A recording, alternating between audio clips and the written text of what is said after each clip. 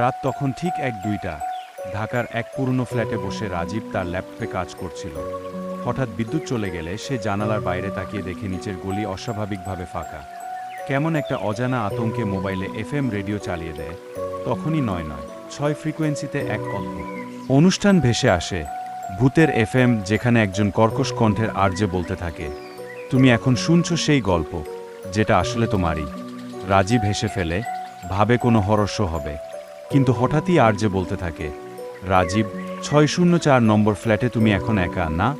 রাজীব চমকে ওঠে, কারণ ওর ফ্ল্যাট নম্বর সত্যিই 604।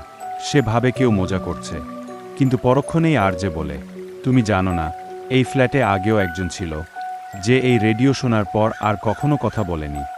রাজীব ভয়ে উঠে দাঁড়ায়, কিন্তু রেডিওটা আপনি ভলিউম বাড়িয়ে দেয় আর ঘরের বাতি এক।